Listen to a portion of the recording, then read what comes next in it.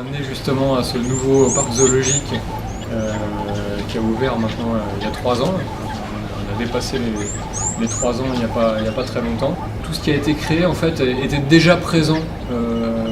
Certains pourront vous le dire, était déjà présent au moment où on a parlé de ce projet. On l'avait déjà en tête, mais il a fallu faire des choix et on savait que ça allait pouvoir être mis en place un petit peu plus tard, parce qu'on avait aussi une partie animalière importante à mettre en place et qui devait prendre son temps pour s'installer. Alors, ce parcours qui va vous être présenté aujourd'hui, effectivement, il est un petit peu paradoxal parce qu'on est dans un parc zoologique et puis on va s'attarder à vous montrer des choses qui sont pour certaines inanimées ou très minérales, pour certaines un peu végétales, mais en tout cas le contact, tout ce qu'on va chercher à provoquer chez les gens, il est distinct, de façon un petit peu distante, relié à l'animal. C'est-à-dire que les gens, pas se voiler à la face, les gens viennent au parc zoologique pour voir des animaux. Et on va essayer justement de jouer sur un autre média. Ils viennent pour voir des animaux, mais ils viennent aussi pour avoir une expérience presque sensuelle. Et beaucoup de gens veulent toucher des animaux, on sait très bien, c'est toujours la revendication numéro 1. Et on va se servir de cet appel et de cet appétit des gens pour avoir du contact, pour justement faire une diversion et les amener sur autre chose et surtout remplir par là même une mission qui est très importante pour nous qui appartenons au muséum, qui est celle de diffuser les connaissances et vulgariser le plus possible et le mieux possible toutes les avancées et les connaissances scientifiques qui se sont accumulées et qui continuent à se créer année après année, des équipes du muséum ou d'autres équipes. Donc l'idée de ce parcours ludosensoriel qui était déjà dans le projet initial, c'était de mêler les choses, c'est-à-dire de les mettre aux endroits où on a les animaux dans les enclos, presque inclus dans les enclos, si on en trompe-l'œil, et puis de faire participer les gens. Certes, ils ne peuvent pas rentrer dans un enclos pour des raisons de sécurité évidentes, pour des raisons sanitaires, pour plein de raisons valables, mais on va leur donner l'occasion d'expérimenter une petite partie de la vie de l'animal, une petite partie tactile, une petite partie locomotrice de ce que c'est que la vie d'un andou, de ce que c'est que la vie d'un guanaco. Et c'est justement là qu'intervient ce parcours pieds nus qui était lui par contre pas encore abouti au moment où on a fait le projet du zoo et qui a germé un petit peu plus tard et qui permet justement de rappeler d'abord le travail très important qui a été fait au niveau paysager. Vous pourrez poser tout plein de questions aux fautifs.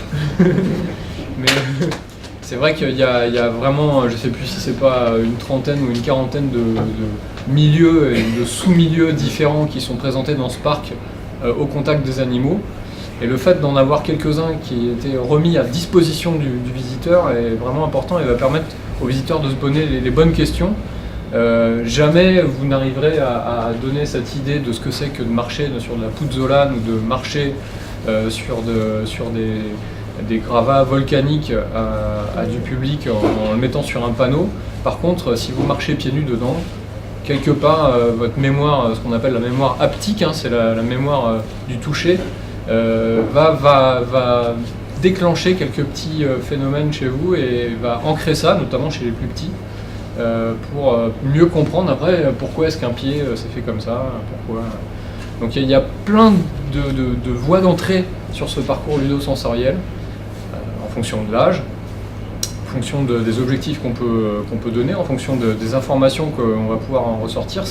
C'est des outils très importants pour les groupes qui viendront ici, les groupes d'enfants qui soient accompagnés soit par un éducateur de centre aéré, soit par un professeur. Il y a plein de niveaux de lecture et c'est ça qui fait la richesse de ces choses qui sont à la base assez simples. Production sur la question des dispositifs ludosensoriels, c'est à la fois une question, c'est très ambitieux, puis ça doit être très modeste aussi de faire des dispositifs qui doivent renvoyer des sens très simples pour essayer de comprendre, comme on vient de le dire, pour essayer de saisir le zoo d'une autre façon. très ambitieux parce que essayer de faire comprendre des choses avec les sens, il faut essayer de lister, de comprendre, d'inventer aussi le média et la façon dont on va transmettre certaines fonctionnalités, certains contenus qui doivent être justes et qui doivent être aussi scientifiques, et puis à la fois de le faire de façon extrêmement simple pour des publics, pour tout public, mais aussi des publics non lecteurs. Avec le muséum, on a travaillé à limiter au maximum le nombre de signes qui pouvaient être mis, à essayer d'éviter au plus possible tout type de mode d'emploi, essayer de s'épargner d'un mode d'emploi pour qu'on soit dans une appréciation spontanée de ces objets-là. Donc on a pris du temps pour les mettre au point au niveau de la conception et puis de les faire fabriquer.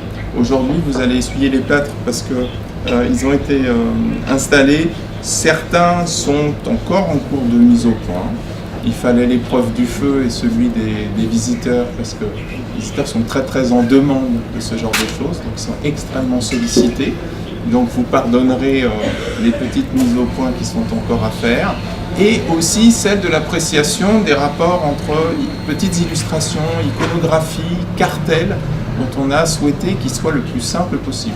Donc sur certains modules, ils ne sont pas encore installés, sur d'autres, ils sont installés. Vous en apprécierez vous-même la pertinence.